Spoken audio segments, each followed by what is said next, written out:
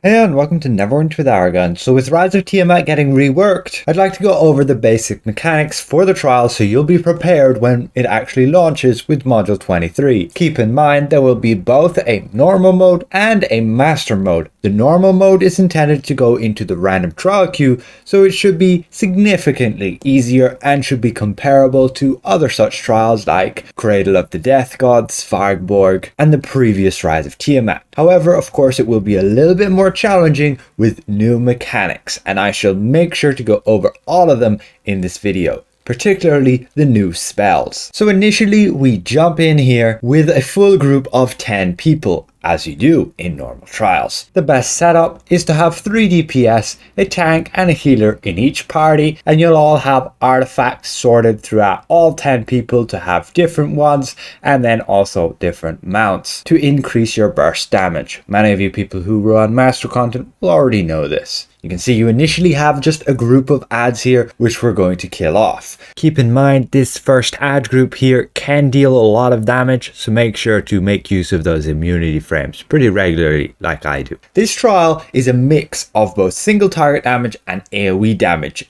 I just recently made a rogue build which is a mix of both AoE and single target by just switching 2 encounter powers and you're all good. Now what you just saw me do there was pick up this gem from this thing just here. It's floating, and we go to the third person camera perspective and you can see you have 5 of those gems surrounding this well in the center, and I've made a picture here with some explanations of each of those gem types. Over here you have your black one, which it will cause a spell effect of Vile Swarm, having this and looking like this. You have the green one then just here, the red one, the blue one and the white one. I'll explain a little bit later, but you basically want each person in your party to have one of each of those gems. So I've gone and picked up the black one as designated to me. Now, when you're running this in normal mode, you will have a lot less spell effects and thus there will be less punishing. But nonetheless, ideally,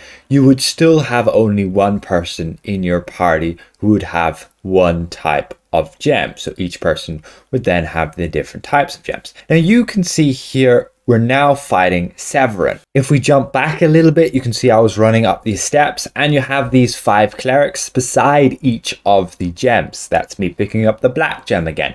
And you'll just simply kill these clerics who aren't really doing much, or these summoners. And once you go and you kill the last one, you're then onto the phase with Severin just here. You want to be really careful throughout this entire phase on this small arena of these little runes on the ground. I'll show them here on the third person camera. We go and kill the first group of ads and then we're here and we fight Severin, and you can see those are the runes on the ground and you'll get a series of them that will follow you. You can see Nami's just sitting there and she gets hit by them, and you can get knocked in the middle. In the normal mode, if you fall in the middle, well, you'll just be down on the edge of the arena and you'll be able to pick yourself up with a scroll. Now here you may have noticed we got another phase. Severin disappears and you get one of these dragons which will do its breath weapon on you. You don't use spells to negate these, you have to tank them. You have to have good healers, good tanks who provide those buffs for survivability, and in normal mode it should be particularly easy to tank those hits from the dragons. But it's back to Severin again. Watching those runes on the ground, you see the little splashes of fire, and here we have the blue one breathing all over us. Pretty easy to tank this one with some survivability buffs, and Severin appears back again and you're just burning him down.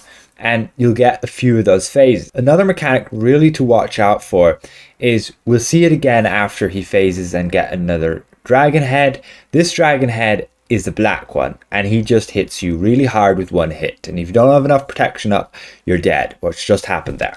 After we get up, you can see this red area, and this is a bomb. It's a bit hard to see with the cleric's hollowed ground, but this bomb effect will knock you back and will throw you in the middle if you're not careful. You can see all those guys gone flying there, and that will be triggered by Severin every time he returns. He also has this cone attack targeted at the aggravator, so you ideally want all the DPS behind and healers as well. Here we're just about to kill him off, and we get another one of those phases with, this time, the ice dragon breathing on us. He pushes particularly hard, and to go over each of the dragon breaths, the black one will one-shot you unless you have enough protection. The green one will just deal heavy damage over time and push you back the most, same as the red one. The blue one will deal damage the more you're grouped up, but generally you can tank that, not too much trouble, and the white one will just push you back a bit and make you slide a bit more than normal. Now, as soon as you've gone and killed Severin, we have to go into the defend the clerics phase, and here we're splitting up in our parties. I'm rebuffing because I died, I have a revived skull, and I'm switching my powers to AoE, so switching Smoke Bomb and Blade Flurry. Now we're on our side, and this side has a particular mini-boss, this Pit Fiend. His special power is there spawning more ads. Now right here, you can see I get the blue spell effect on me. You can see this area, and when we look on our sheet again, you can see that's what I mean by these areas. This is blue, this is white, it looks a little bit different to the rest of them, red, green and black. Black, the hardest one to see, and the most annoying one if you fail to cancel it.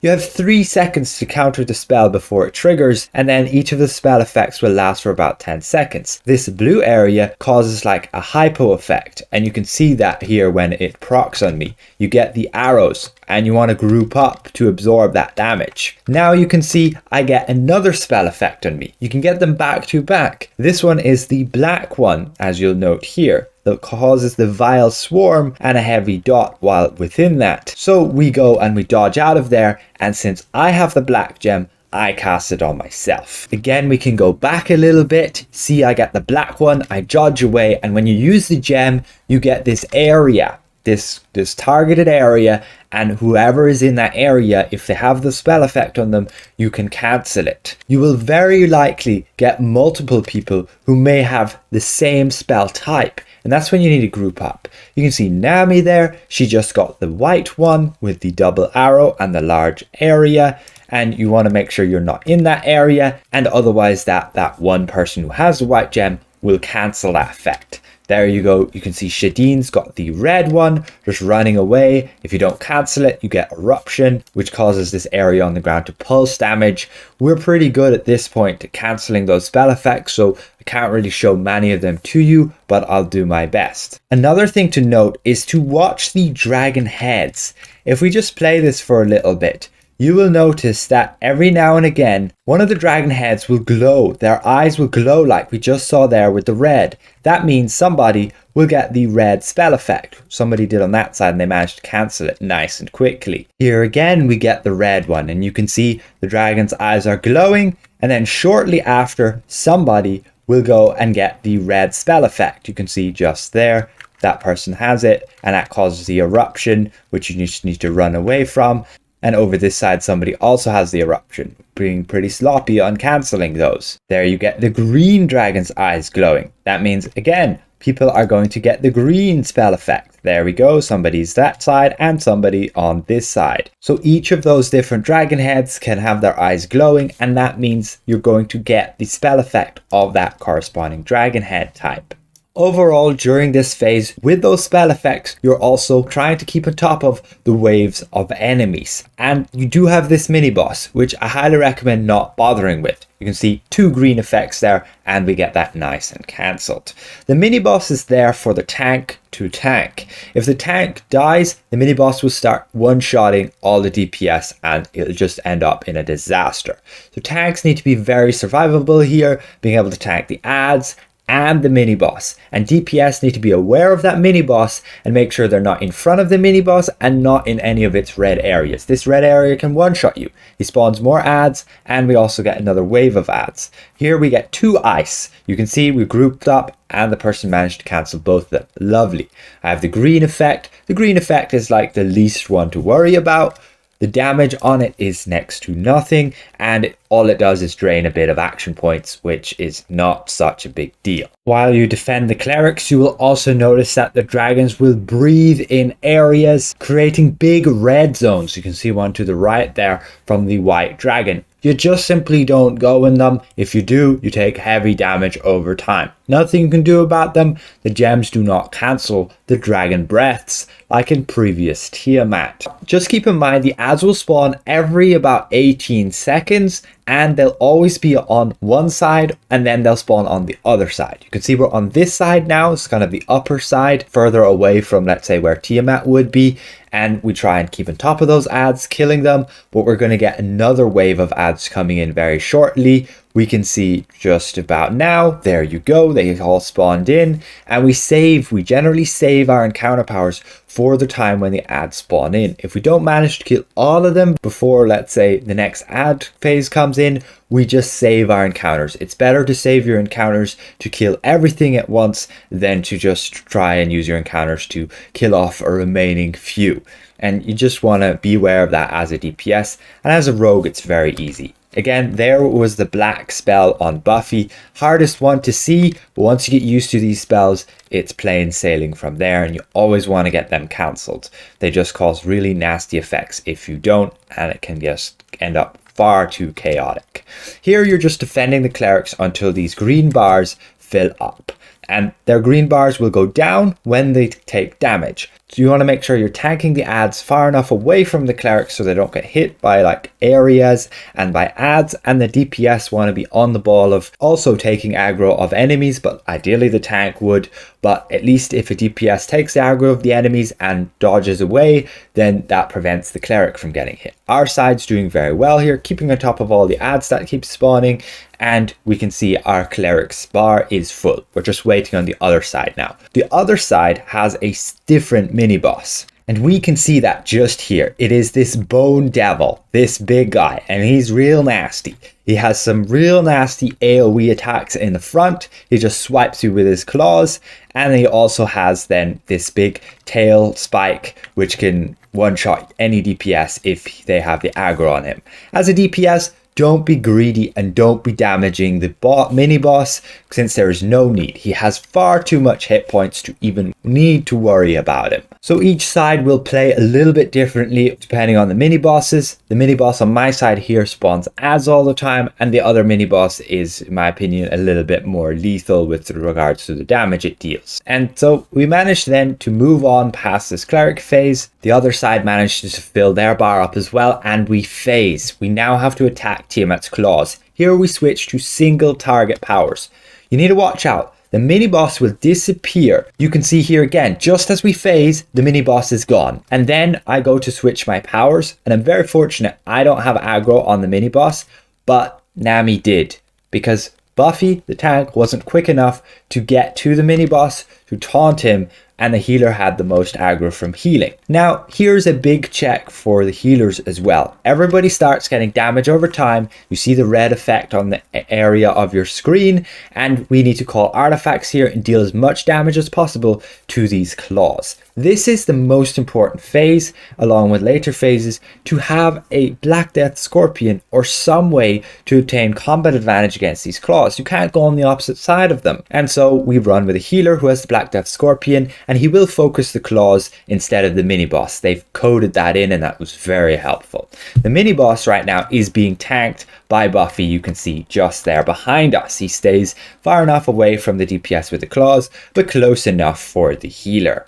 So now we regroup back up. Healer is a bit exhausted from having to heal us through that phase there. You take increased damage over time, and we can switch back a bit again. The other team also has the claws. So we're attacking the left claw, and the other team's attacking the right claw. You need to destroy these claws at pretty much the same time, within maybe a 5 to 10 second window.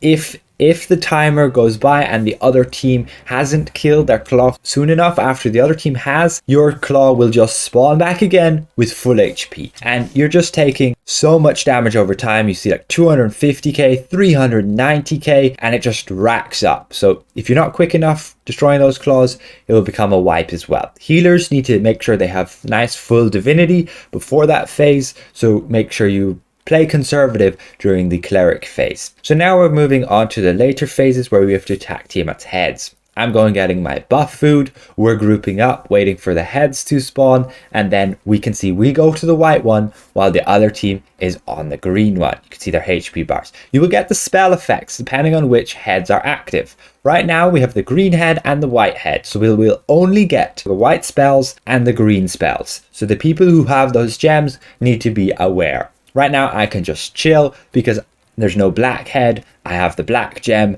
so I don't have to worry about that. Here we get the dragon breath attack. This you can avoid like this if you're lucky, otherwise your healers will have to heal you through it. Again, each of the heads have different attacks. You may also get this effect here where you get an area triggered by one of the dragon heads, and we can see the dragons here will deal quite heavy amount of damage to the tanks, so you need to be aware of that. You can see Buffy's there, he's tanking it and just taking massive hits there. Healers need to be on the ball. Now things for the DPS, the hardest mechanic here is dodging those red areas. You may just have seen them, but these red areas are the hardest to avoid as you need really good timing on your dodges. And if you don't, they can one-shot you. They can deal over your maximum hit points and then you're dead.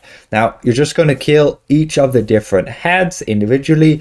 You don't really want to all group up 10 players in one area with lots of people getting the same different spells. Can just be a disaster.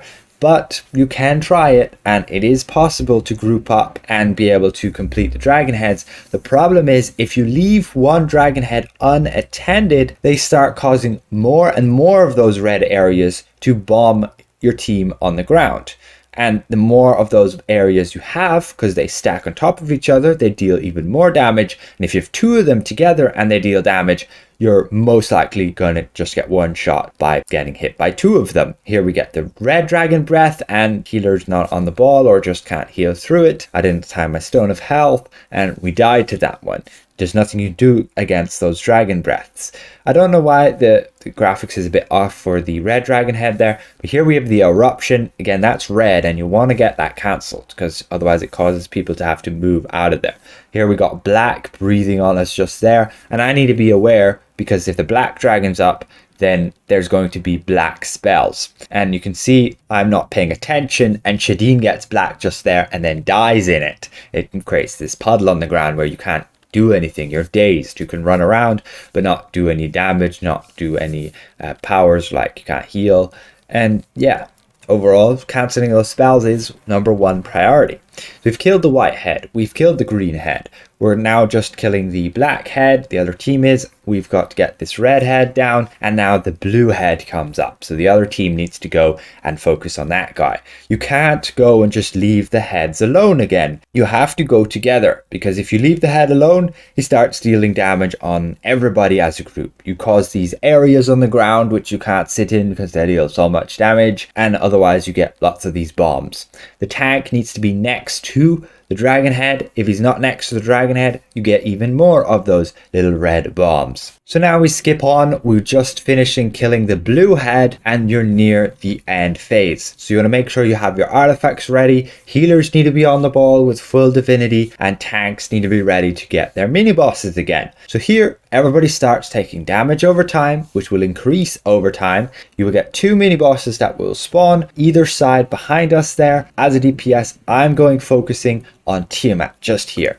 Now half of the people will have their gems gone. You can see I no longer have black, so that's no longer my concern. The other person who has black needs to be on the ball and cancel the black effect. Didn't cancel it there, caused this nasty area on the ground. I'm staying away over here but this was the Vile Swarm effect, where you all get dazed and you get red. And behind me there, I can't show you in the third person camera because unfortunately I wasn't recording back then, but there's two mini bosses, the same two mini bosses as before, and the tanks are tanking those while the DPS are damaging Tiamat's chest, and also then the healers are keeping on top of healing both the tanks and the DPS. But at least this time around they're together. You need to watch out for little red areas from the demon mini boss, and you need to watch out for the spell effects. If you still have a spell, it's all up to you to cancel that certain spell. Again, being on Discord can be the most helpful thing to be able to call when those spells happen, but otherwise it's about getting used to when your spell is triggered and then to go and cancel it. So we just call artifacts here again,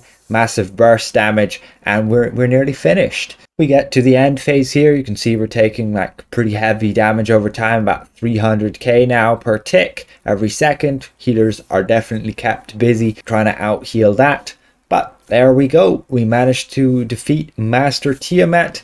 Again, normal version will be far easier. It's such a breeze, especially with endgame characters. You are getting scaled down though, so even put that into consideration, and you shouldn't have too much trouble once you know the mechanics. There are different mechanics with those different spell effects, along with then the series of the fight. The flow is a good bit different. The loot overall is a little bit disappointing. Sure, you can get the new Tiamat set, and we can go pick up our loot and just have a re-roll and see what kind of stuff is here. I've made video already going over all the different loot that I've seen within the master version and also the easier version to showcase what kind of things you can hope to obtain. Overall, I hope this was somewhat insightful to you guys as to the mechanics with this new Rise of Tiamat, the reworked version. It is some good fun getting a team together, coordinating, and giving this challenging trial a go. Again, the easy version will be in your trial queue, and I say good luck with that. If you go in with a bit of foresight of what the mechanics are, you can at least help those out who don't know what they're doing and also have a much easier time for yourself. So with that said, I'd like to give a massive thank you to all of my channel members for helping me keep my channel going. If I presented this well, consider leaving the video a like, and if you're new around here, consider subscribing. We'll see you guys around. Goodbye for now.